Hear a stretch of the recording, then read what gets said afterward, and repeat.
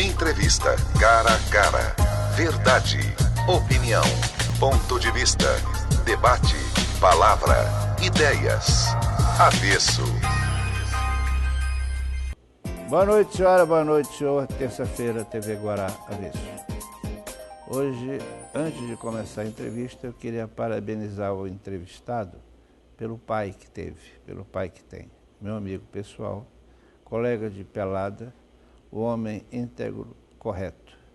Parabenizá-lo por doutor Gervásio, o deputado Gervásio, o secretário Gervásio, e espero, e me parece que já o senhor herdou as boas qualidades que ele tinha. Agora sim, boa noite, doutor Protásio Júnior. Boa noite, Américo. Querido, a justiça brasileira, quando se fala em justiça brasileira, não há quem não coloque que a justiça está acima do bem e do mal, ela não é fiscalizada, ela não é assistida, semideuses determinando decisões que não se discute, obedece. Que nível de responsabilidade isso implica na sua decisão? Em primeiro lugar, eu gostaria de agradecer as palavras elogiosas ao meu pai. Na verdade, essa foi a grande herança, um modelo a ser seguido, e a gente tem buscado trilhar esse caminho. Sua pergunta é extremamente interessante. E essa pergunta ela é feita a partir de uma perspectiva geral, e uma visão geral que as pessoas possuem da justiça brasileira. Na verdade, hoje nós somos fiscalizados e muito fiscalizados. Não só as partes fiscalizam, mas também nós temos o Conselho Nacional de Justiça e as corregedorias gerais que funcionam. Só para se ter uma ideia, nos últimos 3 anos, nós tivemos quase 50 juízes punidos apenas pelo Conselho Nacional de Justiça. Naturalmente, como qualquer instituição num país em formação como o nosso, nós temos os nossos vícios, os nossos problemas, mas posso dizer seguramente que estamos evoluindo. Se nós pegarmos, apenas para exemplificar, a Justiça do Estado do Maranhão, e eu tenho 22 anos de magistratura, eu posso dizer que nos últimos 10, 11 anos, nós evoluímos, nós demos um salto de qualidade. Naturalmente, estamos longe ainda de termos a qualidade que toda a sociedade brasileira gostaria. Nós temos ainda algumas dificuldades. Mas parte dessas dificuldades, elas não são encontradas no seio do judiciário. Há uma conjunção de fatores. Que dificuldades seriam essas? Por exemplo, só para observar, nos últimos anos, nós temos uma progressão, um aumento geométrico do número de demandas. Em 2011, foram proferidas 23 milhões de decisões. 23 milhões de decisões. 23 milhões de decisões. Segundo um estudo do Banco Mundial, o judiciário brasileiro é um dos mais produtivos do mundo. E por que isso não chega na ponta da linha? E por que o cidadão não se apercebe desse fato? Por que se diz que a justiça é lenta? Nós temos alguns fatores. O primeiro deles, nós temos um excesso de recursos. Há uma grande quantidade de Deixa eu recursos. interromper mais uma vez. Essa possibilidade legal de recursos, isso não retarda? Com certeza, naturalmente, com certeza. O ideal seria eliminar isso? Nós somos o único país do mundo que nós podemos ter 4 instâncias. O juiz de primeiro grau, o Tribunal do Estado, o Superior Tribunal de Justiça e o Supremo Tribunal Federal. E em cada um dessas instâncias é possível utilizar-se também os famosos embargos de declaração. Enfim, nós temos uma conjunção de fatores. Mas há um outro aspecto que deve ser levado em consideração. Nos últimos anos, o número de demandas que cresceu foi basicamente as demandas relacionadas com o consumo, o direito do consumidor. Então, hoje se demanda em função da passagem aérea, se demanda em função da telefonia, se demanda em função dos planos de saúde. E o que nós percebemos? Se as agências reguladoras do governo, eu dei 3 exemplos, nós temos a ANAC para as passagens aéreas, nós temos em relação ao plano de saúde, a ANS, nós temos a Anatel para as operadoras de telefonia. Se essas agências elas cumprissem o seu papel constitucional e efetivamente fiscalizassem, punissem e multassem as empresas que não atendem o direito do consumidor, certamente nós teríamos um menor número de demandas. Apenas para ficar um exemplo, para concluir. Há cerca de 2 anos atrás, nós tivemos uma grande operadora que foi proibida de comercializar seus produtos por um determinado período. Pois bem, o prejuízo que ela teve naquele período foi bem maior do que o prejuízo que ela tem mensalmente com o número de ações julgadas e condenações impostas a essa empresa. Então, nós temos uma conjunção de fatores. Não falta trabalho, falta racionalização da atividade judicante. Essas instituições, que a Anatel e outras, que são responsáveis pela assistência e punição quando necessário, por que elas não são eficientes? Falta competência ou falta boa vontade? Eu acho que falta vontade política. Essas agências elas foram criadas justamente no sentido de alguma maneira, fiscalizar o mercado. São em áreas de estratégias de fiscalização do mercado. Nós temos, por exemplo, grande parte das demandas estão relacionadas com o Banco Central, com instituições bancárias.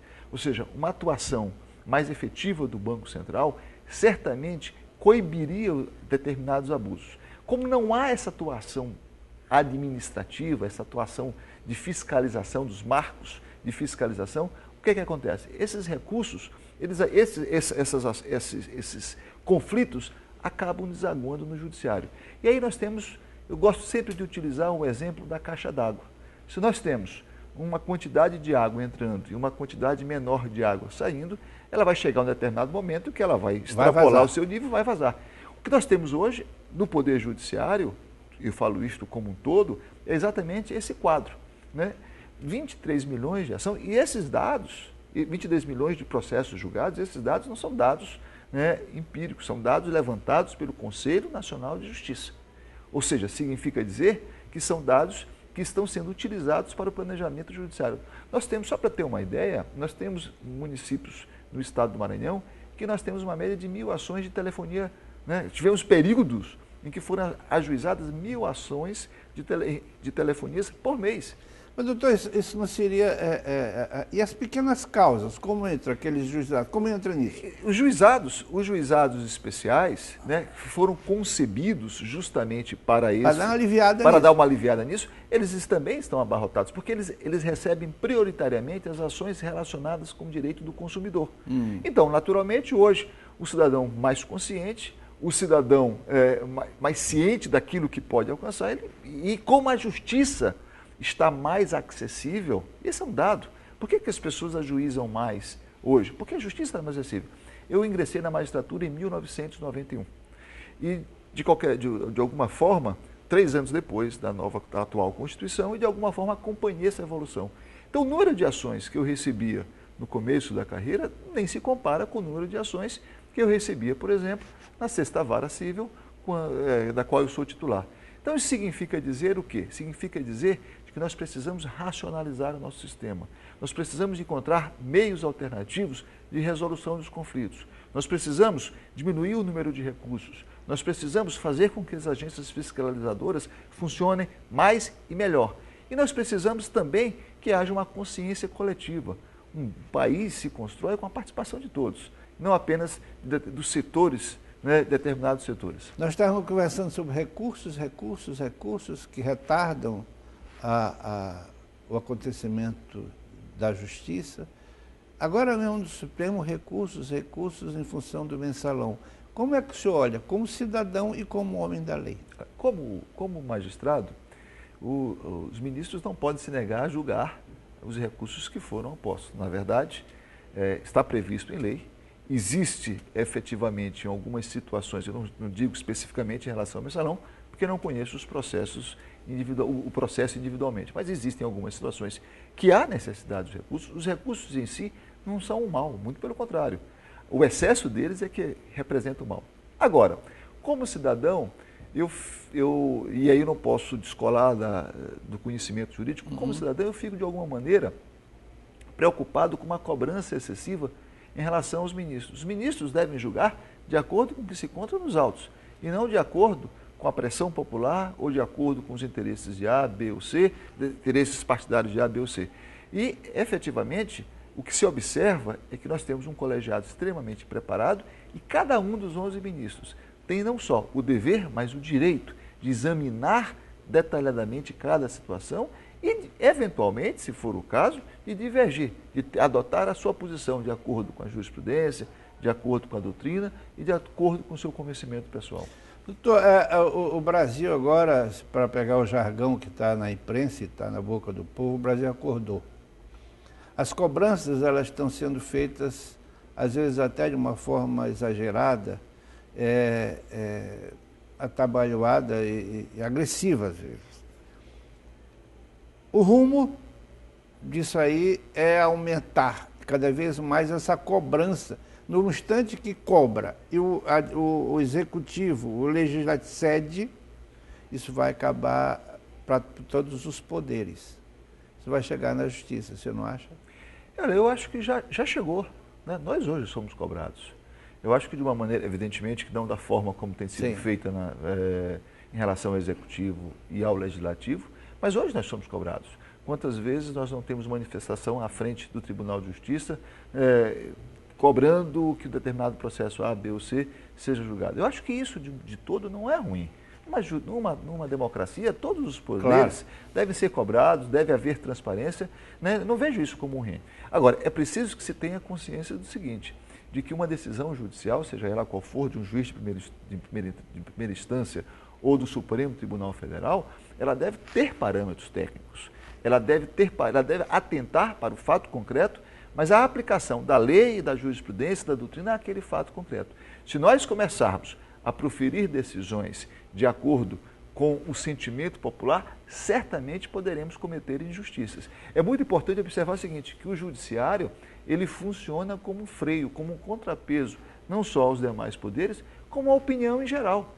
Existem casos clássicos, quem não se lembra da escola de base em São Paulo, em que toda a imprensa, toda a sociedade, aquela pressão, e houve uma decisão judicial condenando os proprietários da escola de base e, posteriormente, no curso do processo, chegou à conclusão de que eles eram inocentes, né? Aquelas vidas foram destruídas, né? Aquele patrimônio moral que aquelas pessoas possuíram foram destruídos. Então, é muito importante, do ponto de vista institucional, que o judiciário ouça as ruas, seja mais transparente, tenha um maior diálogo com os demais poderes. Agora, do ponto de vista da decisão judicial, esta deve atentar para os parâmetros, né, jurídicos, legais.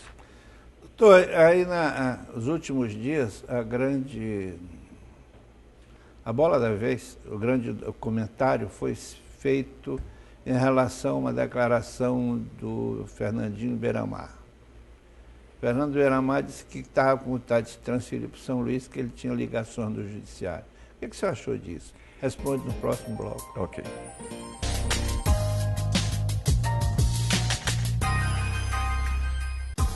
Entrevista cara a cara.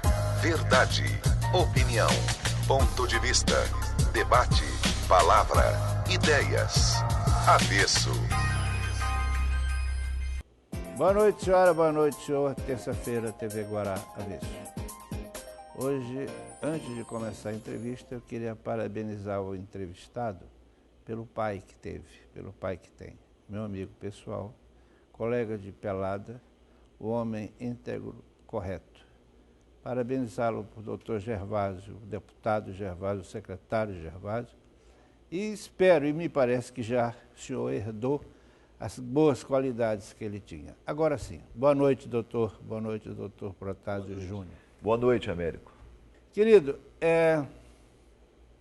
a justiça brasileira, quando se fala em justiça brasileira, não há quem não coloque que a justiça está acima do bem e do mal, ela não é fiscalizada, ela não é assistida, semideuses determinando decisões que não se discute, obedece. Que nível de responsabilidade isso implica na sua decisão? Em primeiro lugar, eu gostaria de agradecer as palavras elogiosas ao meu pai. Na verdade, esta foi a grande herança, um modelo a ser seguido, e a gente tem buscado trilhar esse caminho. Sua pergunta é extremamente interessante. E essa pergunta ela é feita a partir de uma perspectiva geral, e uma visão geral que as pessoas possuem da justiça brasileira. Na verdade, hoje nós somos fiscalizados e muito fiscalizados. Não só as partes fiscalizam, mas também nós temos o Conselho Nacional de Justiça e as corregedorias gerais que funcionam. Só para se ter uma ideia, nos últimos 3 anos, nós tivemos quase 50 juízes punidos apenas pelo Conselho Nacional de Justiça. Naturalmente, como qualquer instituição num país em formação como o nosso, nós temos os nossos vícios, os nossos problemas. Mas posso dizer seguramente que estamos evoluindo. Se nós pegarmos, apenas para exemplificar, a Justiça do Estado do Maranhão, e eu tenho 22 anos de magistratura, eu posso dizer que nos últimos 10, 11 anos, nós evoluímos, nós demos um salto de qualidade. Naturalmente, estamos longe ainda de termos a qualidade que toda a sociedade brasileira gostaria. Nós temos ainda algumas dificuldades. Mas parte dessas dificuldades, elas não são encontradas no seio do judiciário. É uma conjunção de fatores. Que dificuldades seriam essas? Por exemplo, só para observar, nos últimos anos, nós temos uma progressão, um aumento geométrico do número de demandas. Em 2011, foram proferidas 23 milhões de decisões. 23 milhões de decisões. 23 milhões de decisões. Segundo um estudo do Banco Mundial, o judiciário brasileiro é um dos mais produtivos do mundo. E por que isso não chega na ponta da linha? E por que o cidadão não se apercebe desse fato? Por que se diz que a justiça é lenta? Nós temos alguns fatores. O primeiro deles, nós temos um excesso de recursos. Há uma grande quantidade de recursos. Deixa eu interromper mais uma vez. Essa possibilidade legal de recursos, isso não retarda? Com certeza, naturalmente, com certeza. O ideal seria eliminar isso? Nós somos o único país do mundo que nós podemos ter 4 instâncias. O juiz de primeiro grau, o Tribunal do Estado, o Superior Tribunal de Justiça e o Supremo Tribunal Federal. E em cada um dessas instâncias é possível utilizar-se também os famosos embargos de declaração. Enfim, nós temos uma conjunção de fatores. Mas há um outro aspecto que deve ser levado em consideração. Nos últimos anos, o número de demandas que cresceu foi basicamente as demandas relacionadas com o consumo, o direito do consumidor. Então, hoje se demanda em função da passagem aérea, se demanda em função da telefonia, se demanda em função dos planos de saúde. E o que nós percebemos? Se as agências reguladoras do governo, eu dei 3 exemplos, nós temos a ANAC para as passagens aéreas, nós temos em relação ao plano de saúde, a ANS, nós temos a Anatel para as operadoras de telefonia. Se essas agências elas cumprissem o seu papel constitucional e efetivamente fiscalizassem, punissem e multassem as empresas que não atendem o direito do consumidor, certamente nós teríamos um menor número de demandas. Apenas para ficar um exemplo, para concluir. Há cerca de 2 anos atrás, nós tivemos uma grande operadora que foi proibida de comercializar seus produtos por um determinado período. Pois bem, o prejuízo que ela teve naquele período foi bem maior do que o prejuízo que ela tem mensalmente com o número de ações julgadas e condenações impostas a essa empresa. Então, nós temos uma conjunção de fatores. Não falta trabalho, falta racionalização da atividade judicante. Essas instituições, que a Anatel e outras, que são responsáveis pela assistência e punição quando necessário, por que elas não são eficientes? Falta competência ou falta boa vontade? Eu acho que falta vontade política. Essas agências elas foram criadas justamente no sentido de alguma maneira, fiscalizar o mercado. São em áreas de estratégias e de fiscalização do mercado. Nós temos, por exemplo, grande parte das demandas estão relacionadas com o Banco Central, com instituições bancárias. Ou seja, uma atuação mais efetiva do Banco Central certamente coibiria determinados abusos. Como não há essa atuação administrativa, essa atuação de fiscalização, dos marcos de fiscalização, o que acontece? Esses recursos, esses conflitos acabam desaguando no judiciário. E aí eu gosto sempre de utilizar um exemplo da caixa d'água. Se nós temos uma quantidade de água entrando e uma quantidade menor de água saindo, ela vai chegar a um determinado momento que ela vai extrapolar o seu nível e vai vazar. O que nós temos hoje no Poder Judiciário, eu falo isto como um todo, é exatamente esse quadro, né? 23 milhões de ação, e esses dados, 22 milhões de processos julgados, esses dados não são dados, né, empíricos, são dados levantados pelo Conselho Nacional de Justiça. Ou seja, significa dizer que são dados que estão sendo utilizados para o planejamento judiciário. Nós temos, só para ter uma ideia, nós temos municípios no estado do Maranhão, que nós temos uma média de 1.000 ações de telefonia, né? Tivemos períodos em que foram ajuizadas 1.000 ações de telefonias por mês. Mas, doutor, isso não seria... e as pequenas causas, como entra aqueles juizados? Como entra nisso? Os juizados especiais, né, foram concebidos justamente para isso. Para dar uma aliviada nisso. Eles também estão abarrotados, porque eles recebem prioritariamente as ações relacionadas com o direito do consumidor. Então, naturalmente, hoje, o cidadão mais consciente, o cidadão mais ciente daquilo que pode alcançar, e como a justiça está mais acessível, esse é um dado. Por que as pessoas ajuizam mais hoje? Porque a justiça está mais acessível. Eu ingressei na magistratura em 1991 e, de alguma forma, 3 anos depois da atual Constituição, e de alguma forma acompanhei essa evolução. Então, o número de ações que eu recebia no começo da carreira nem se compara com o número de ações que eu recebia, por exemplo, na 6ª Vara Civil, da qual eu sou titular. Então, isso significa dizer o quê? Significa dizer que nós precisamos racionalizar o nosso sistema. Nós precisamos encontrar meios alternativos de resolução dos conflitos. Nós precisamos diminuir o número de recursos. Nós precisamos fazer com que as agências fiscalizadoras funcionem mais e melhor. E nós precisamos também que haja uma consciência coletiva. Um país se constrói com a participação de todos, não apenas dos setores, né, determinados setores. Nós estávamos conversando sobre recursos que retardam o acontecimento da justiça. Agora mesmo do Supremo, recursos em função do mensalão. Como é que o senhor olha, como cidadão e como homem da lei? Como magistrado, os ministros não podem se negar a julgar os recursos que foram opostos. Na verdade, está previsto em lei, existe efetivamente em algumas situações, eu não digo especificamente em relação ao mensalão, porque não conheço os processos o processo individualmente, mas existem algumas situações que há necessidade dos recursos. Os recursos em si não são um mal, muito pelo contrário. O excesso deles é que representa o mal. Agora, como cidadão, e aí eu não posso descolar do conhecimento jurídico, como cidadão eu fico de alguma maneira preocupado com uma cobrança excessiva em relação aos ministros. Os ministros devem julgar de acordo com o que se encontra nos autos, e não de acordo com a pressão popular ou de acordo com os interesses de A, B ou C, interesses partidários de A, B ou C. E, efetivamente, o que se observa é que nós temos um colegiado extremamente preparado e cada um dos 11 ministros tem não só o dever, mas o direito de examinar detalhadamente cada situação e, eventualmente, se for o caso, de divergir, de adotar a sua posição de acordo com a jurisprudência, de acordo com a doutrina e de acordo com o seu conhecimento pessoal. Doutor, o Brasil agora, para pegar o jargão que está na imprensa e está na boca do povo, o Brasil acordou. As cobranças elas estão sendo feitas, às vezes até de uma forma exagerada,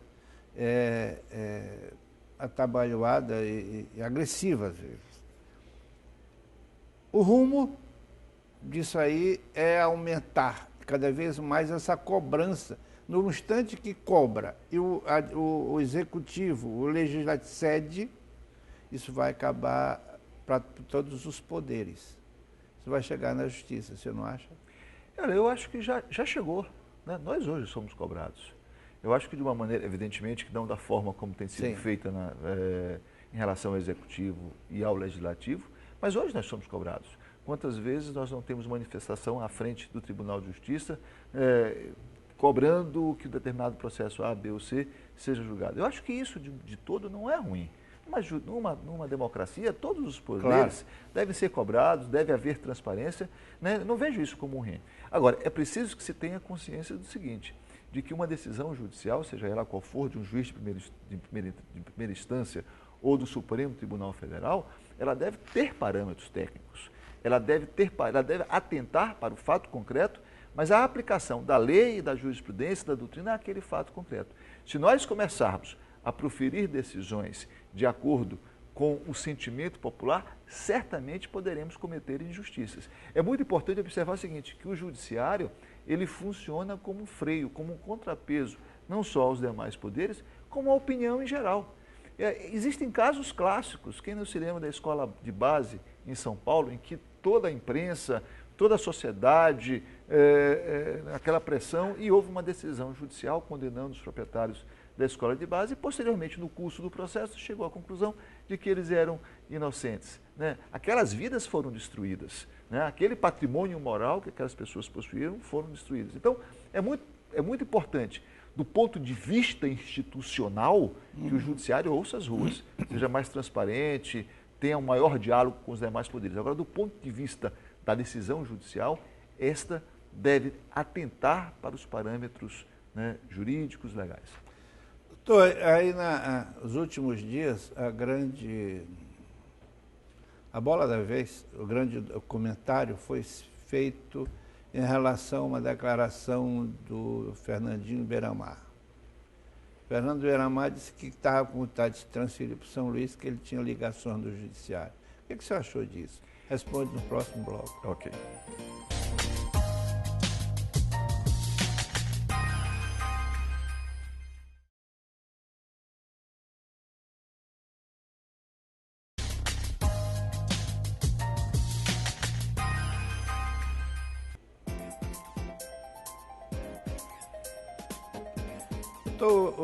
Agora, uns dias atrás, o grande comentário na cidade foi o fato de Fernandinho Beiramar demonstrar vontade de ser transferido para cá, para o Maranhão, porque ele teria ligações. Como é que você olhou isso? Na verdade, aquilo foi um verdadeiro absurdo. Em primeiro lugar, porque não há nenhuma base factual ou jurídica que permitiria a transferência dele para o Estado do Maranhão. Ele não tem Isso é decisão de quem? Ele não tem nenhum processo relacionado com o Estado do Maranhão. Mais um detalhe, o Estado do Maranhão não tem presídio de segurança máxima, quer federal, quer estadual. Então, por essa razão, ele não poderia, em hipótese alguma, ele não poderá, em hipótese alguma, ser transferido para o Estado do Maranhão. Em segundo lugar, nenhum dos 27 desembargadores tem qualquer relação com esse tipo de elemento. Qualquer relação. Posso assegurar isto em público. Em terceiro, creio eu que toda a confusão foi feita a partir do fato de que nós temos um desembargador que se aposentou no ano de 2002, portanto, há mais de 11 anos, e que, após se aposentar, se inscreveu na Ordem dos Advogados do Brasil e passou a advogar, e que em um determinado período foi advogado do Fernandinho Beiramar. Ou seja, mas isso não significa dizer que o Judiciário do Maranhão tenha qualquer envolvimento com esta situação. Até porque não há nenhum processo envolvendo este elemento aqui no Estado do Maranhão. Ele está numa prisão de segurança máxima. Apesar disso, ele usa celulares, ele consta, a imprensa revela de que ele continuaria comandando o crime lá de dentro através de celulares e contatos. O fato de vir para São Luís, veja bem, ele está numa segurança máxima. Aqui nós não temos nem segurança. Aqui todo o Estado tem um crime organizado, infelizmente. Aqui nós temos o crime e a fuga organizada. Só para lembrar, nós temos um déficit no sistema prisional do Estado do Maranhão de mais de 2.000 vagas. Significa dizer o seguinte, significa dizer que não só há superlotação nas cadeias do Estado do Maranhão, como se todos os mandados de prisão expedidos pelo Poder Judiciário fossem efetivamente cumpridos, não haveria absolutamente espaço para a colocação dos presos. Não há, nesta área, uma prioridade do governo do Estado. Parece que tem um déficit de vaga para apenados e parece que tem um déficit também no policiamento. Sim, nós temos um policiamento em menor proporção. Então a segurança é um déficit total. Creio que sim. Porque há que se lembrar o seguinte, no Brasil nós não temos prisão perpétua, nós não temos prisão de morte. Significa dizer o quê? Significa dizer que todo e qualquer elemento que entrar no sistema prisional, um dia mais cedo ou mais tarde, ele sairá. E se ele não sair recuperado, se ele não sair, se ele não for adaptado ao retorno da sociedade, o que é que acontecerá? Ele voltará a delinquir. Então, a segurança pública, ela começa no sistema prisional, no tratamento do sistema prisional. E, infelizmente, ao longo dos últimos anos, isso não tem sido uma prioridade, quer no Estado do Maranhão, quer nos demais estados. E é preciso que as pessoas tenham a compreensão de que quem cometeu um delito, de quem eventualmente cometer um erro na sua vida, né? Muitas das vezes, eu diria, na maioria das vezes, se tiver as condições necessárias, poderá sim retornar ao convívio social, naturalmente, desde que atendido determinados requisitos. Esse retorno está cercado de preconceitos e medos, receios.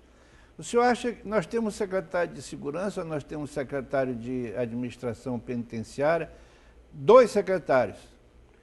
Eles se confundem, eles se completam ou eles se anulam? Eles se completam, né? Eles se completam. Agora, o que na verdade me parece é que há que haver uma decisão política, uma decisão de governo, de priorizar estas áreas.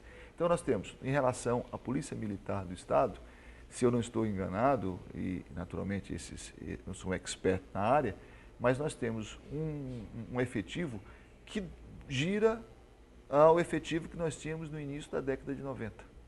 Ou seja, o Estado cresceu, a população de São Luís em especial duplicou nesse período e nós não temos número de homens suficiente recomendado, né, por qualquer especialista de segurança para atender, para fazer o serviço. Essa é uma dificuldade.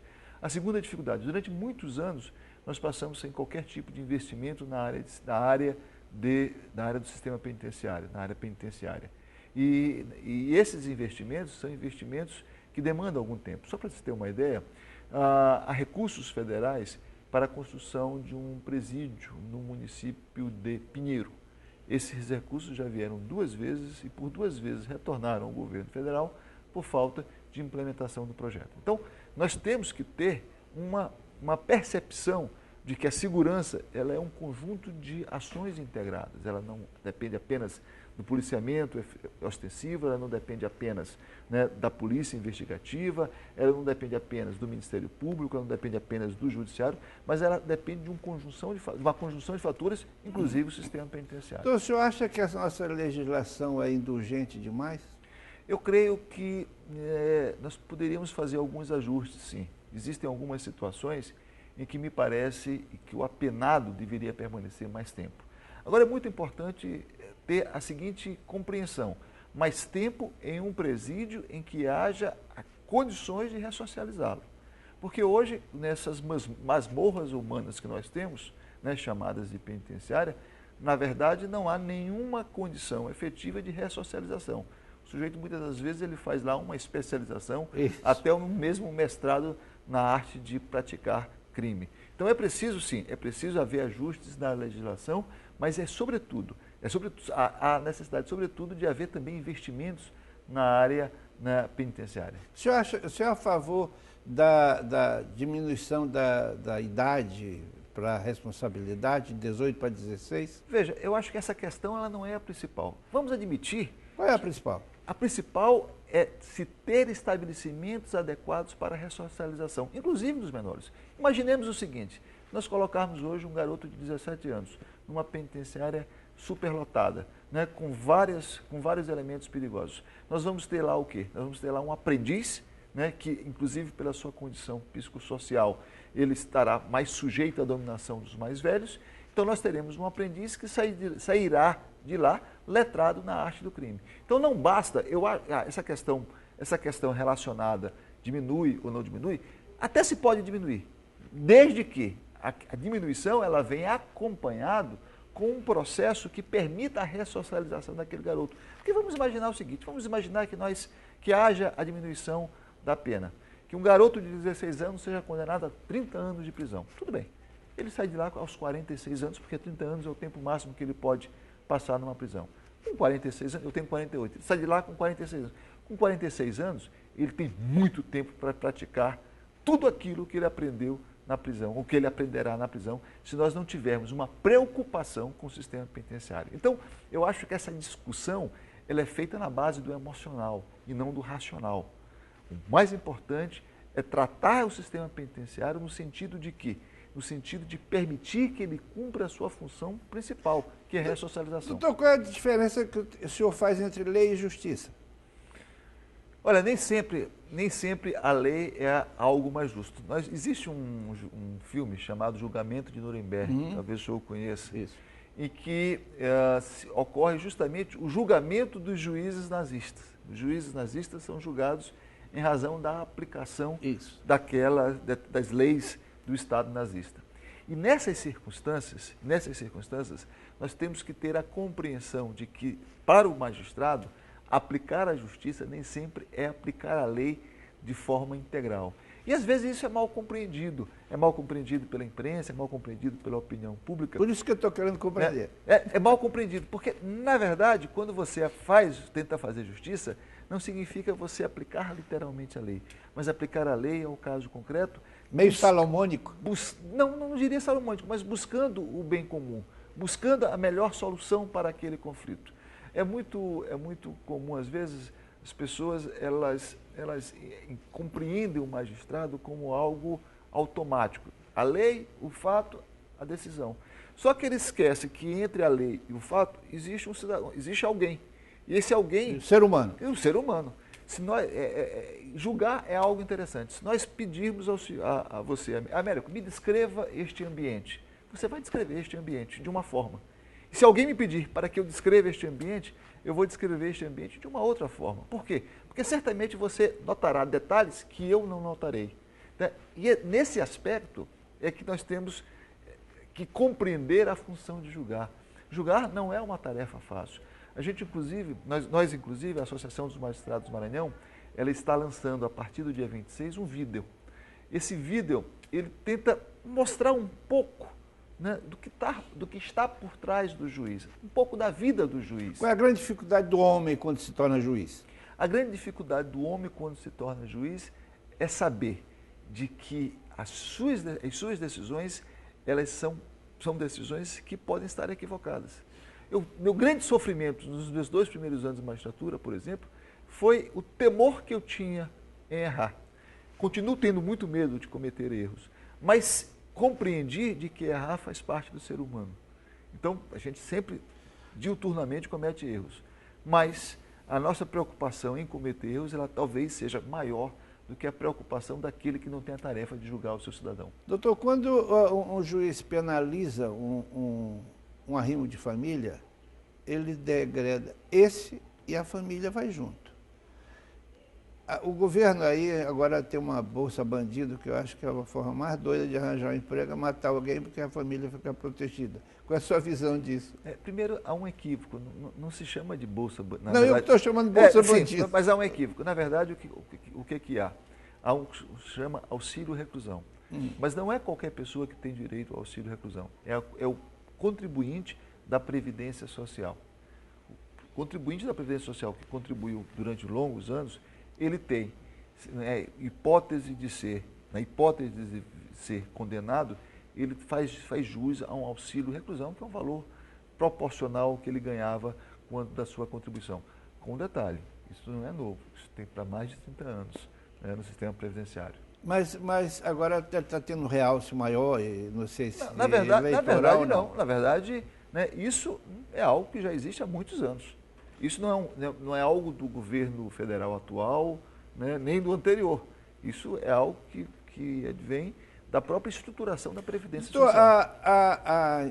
Eu já ouvi e li declarações da polícia dizendo o seguinte: a gente prende, a justiça solta. Como é que o senhor se posiciona nisso? Responde no próximo bloco.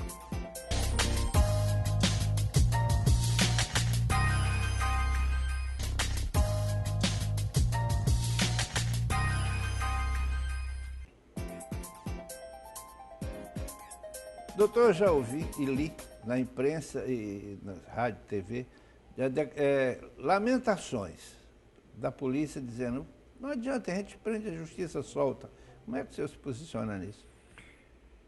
Há um levantamento da Corregedoria Nacional de Justiça, no sentido de que, se todos os mandados de prisão fossem cumpridos, nós não teríamos no Brasil cadeia suficiente para alocar essas pessoas. Então, na verdade, a polícia é que prende pouco. Porque o que a gente tem que compreender é o seguinte: o que é a prisão? Ela se dá em duas formas no nosso país. A cautelar. O que é cautelar? É a prisão preventiva, é a prisão em flagrante, antes que haja conclusão da ação penal, antes que haja a condenação dele. e a prisão em função da condenação. Essa cautelar não pressupõe que a condenação, não? Não, exatamente, não pressupõe. Não. Qualquer pessoa pode ser, por alguma razão, presa em flagrante, mas é uma pessoa de bons antecedentes, uma pessoa que tem todos os requisitos para aguardar o julgamento em liberdade. Né? E o interessante é que a gente sempre acha que o vizinho não tem condições de aguardar o julgamento em liberdade, mas de que o nosso filho tem condições de aguardar o julgamento em liberdade. Sim. Então, a má compreensão existem situações, né, que essas prisões cautelares, ditas cautelares, elas devem ser mantidas. É o sujeito reincidente, é alguém que já cometeu, já foi condenado a outras oportunidades, enfim, essas pessoas devem permanecer presas em função da ordem pública. Mas a maioria das pessoas que são presas de maneira cautelar, elas têm um direito assegurado pela Constituição, né, de aguardar de aguardar o julgamento do seu processo em liberdade. Por quê? Porque ninguém será considerado culpado, salvo após a sentença transitada em julgado. E quem disse isso? Quem disse isso é a nossa Constituição Federal. E nós, enquanto magistrados, nós somos obrigados a cumprir. Nós, quando ingressamos na magistratura, nós fazemos um juramento. Qual é o nosso juramento? De cumprir a Constituição Federal. Agora, é natural que haja, em alguns casos, uma má compreensão da opinião pública. A gente não pode compreender o direito penal como algo de revanche, né? Como algo que se possa utilizar para vindita. Há que se compreender o direito penal na sua função principal, que é a ressocialização. Doutor, veja bem, uma campanha política ela é prenha de afirmações e promessas e pererei. Isso, às vezes, extremamente dolosa. O sabonete, se faz uma propaganda enganosa, ele tem punições enormes. O senhor não acha que deveria haver punição para um candidato que promete e não cumpre? Eu acho que a maior punição é a punição que o povo pode dar. Mas geralmente reelege. Mas aí a maior punição é a punição que o povo pode dar. Eu acho que nesse aspecto político, eu acho que a mãe de todas as reformas é a reforma política. Não me parece que o nosso sistema de a atual forma de sistema, ela não privilegia os partidos políticos. E, a meu ver, esse é um grande equívoco. Né? Os partidos políticos, não há democracia forte sem partidos políticos fortes. E hoje nós temos, as eleições elas são muito centradas na figura das pessoas e não dos partidos. O que o partido A, o partido B, o partido C pensa a respeito, por exemplo, da saúde? Ou pensa em relação ao funcionamento do Poder Judiciário? Ninguém é capaz de dizer o que o partido C ou D pensa em relação à educação. Por quê? Porque nós não temos partidos de forma orgânica. E por que nós não temos partidos de forma orgânica? Porque o nosso sistema político-partidário, né, ele não privilegia e não fortalece os partidos como nós deveríamos ter partidos fortes ao longo dos... Eles não são nem coerentes com o próprio enunciado. Nosso próprio, não, exatamente. o Partido Comunista tem capitalista, liberal a favor da... Enfim, de todas as propostas de reforma política, eu particularmente gosto muito da proposta que foi concebida por um juiz maranhense, o Marlon Reis, e apresentada pelo Conselho Federal da OAB. Doutor, me diga uma coisa. O que o senhor acha desse direito que os políticos parlamentares, enfim, eles têm de fórum privilegiado? O que o senhor, no genuíno, condenado no Congresso? Como é que o senhor olha isso? Olha, bem, essa estrutura é uma estrutura que, infelizmente, não foi criada pelo Poder Judiciário. Ela existe. Tá? Agora, o que nós observamos é o seguinte... Nem monárquica. Fórum privilegiado, ele não é bom. E não é bom por quê? Porque o Supremo Tribunal Federal, a mais alta corte da nação, ela não foi preparada, a sua função primordial não é julgar o fulano, beltrano, ciclano, seja ele quem for. Quem melhor pode fazer isso é o magistrado de primeiro grau, que tem condições e que no seu dia a dia trabalha justamente com essas matérias. Quanto ao aspecto de que determinados deputados, já condenados pelo Supremo, continuam no exercício do mandato, a gente tem que compreender isso sob dois aspectos. Primeiro, a sentença penal ela só produz efeitos após o trânsito julgado. Se não houve o trânsito julgado, não produz efeito. Aí está tendo recurso. Segundo, agora, no caso do senador, se não estou enganado, Ivo Cassol, de Rondônia, o Supremo Tribunal Federal compreendeu de que, apesar da eventual condenação, a cassação ela fica a cargo do Congresso Nacional. A gente tem que, muitas vezes, né, o próprio magistrado ele profere algumas decisões que ele, como cidadão, não gostaria de proferir. Mas ele está adstrito à Constituição. E uma das coisas que nós temos que compreender é de que a nossa Constituição, ela importou, das melhores democracias do mundo, o sistema de check and balance. Ou seja, os poderes interagem entre si e se fiscalizam entre si. O que é ruim, o que corrompe, é quando o poder legislativo, né, quando os poderes não exercem esse poder de fiscalização entre si. Por exemplo, no âmbito dos estados, nós precisamos que as assembleias sejam mais efetivas, não só na fiscalização do executivo, como do judiciário, enfim, que haja uma interação maior, porque isso é bom para a saúde democrática das instituições. Eu não conheço nenhum lugar em que a transparência, a fiscalização não seja positivo. Não, o que choca a população, o que o povo, que nós que não entendemos do melindre da justiça, nos choca, é um sujeito que está, eu insisto na palavra sujeito, está condenado e exercendo esse moço é que faz a legislação que guia a população. A população tem que entender o seguinte, né, de que quem está no Congresso Nacional foi eleito por ela. Em tese representa. Em tese representa. Eu até concordo que o nosso sistema de representação, nosso sistema precisa ser melhorado. Tá? O nosso sistema político, eleitoral, partidário, ele precisa sofrer aperfeiçoamento. Precisa ser aperfeiçoado. Por quê? Porque nós temos algumas distorções na representação parlamentar. Agora, é preciso lembrar o seguinte, esta regra que permite que um condenado continue exercendo as suas funções, ela vale para todo mundo, ela não vale apenas para o deputado, ela vale para o servidor público, ela vale para todos. E ela está na Constituição, uma Constituição concebida em 1988. Uma coisa pessoal, o que mais lhe agrada e o que mais lhe desagrada na função de juiz? O que mais ao homem Gervásio. O que mais me agrada é saber que você conseguiu resolver um conflito, que você conseguiu dar a alguém aquilo que estava faltando na sua vida. Ou seja, o que mais justiça.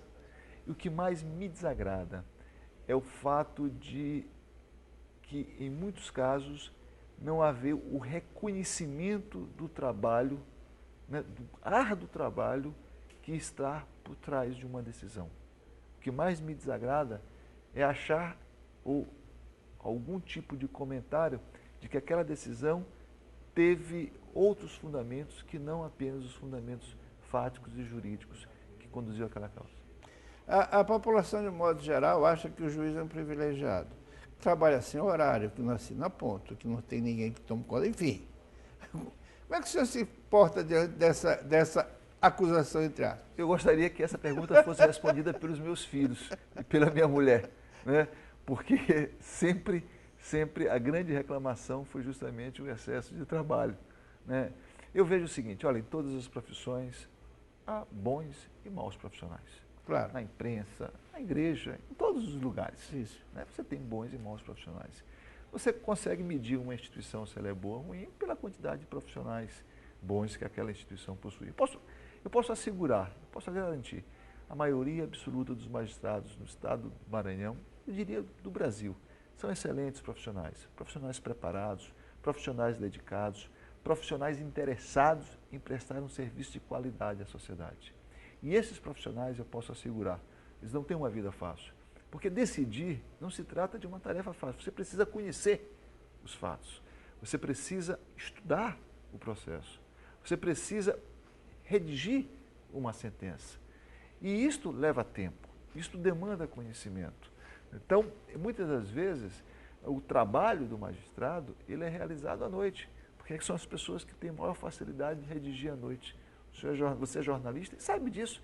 Muitos dos seus melhores textos certamente foram confeccionados na calada da madrugada, né? Que ali, naquela paz, naquela tranquilidade.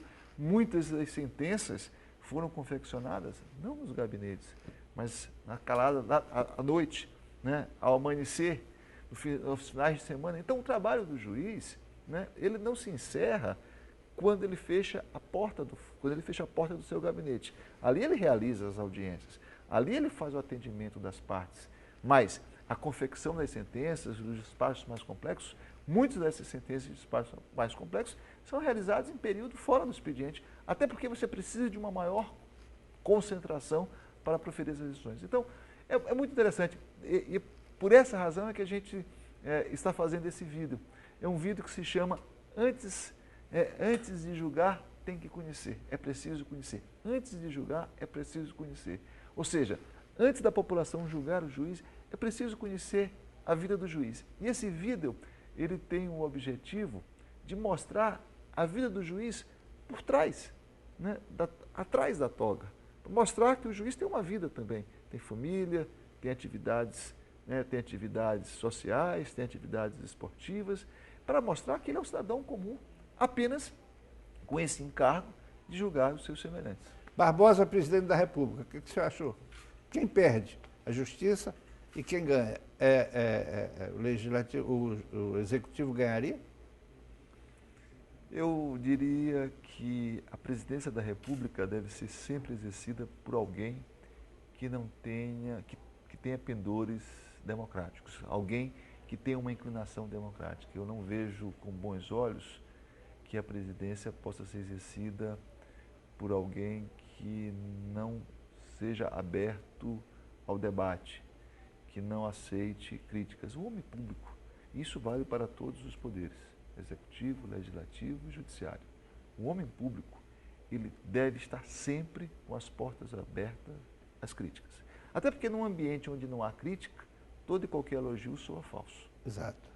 Então, me parece que o ministro Joaquim Barbosa é um homem probo, extremamente preparado, mas que ele precisa trabalhar mais o seu lado democrático, ele precisa trabalhar mais a possibilidade de receber críticas.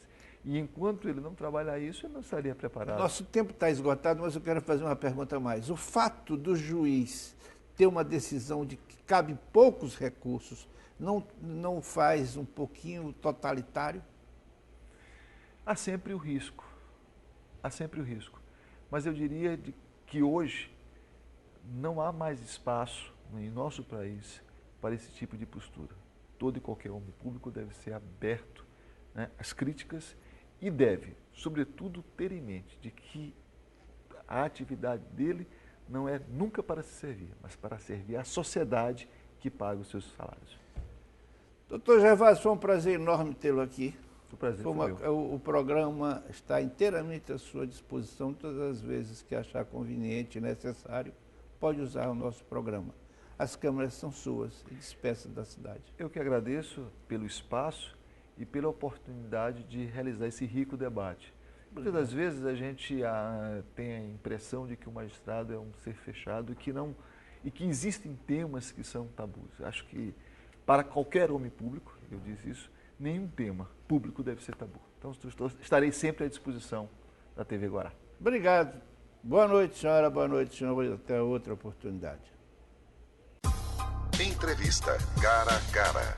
Verdade, opinião, ponto de vista, debate, palavra, ideias. Avesso.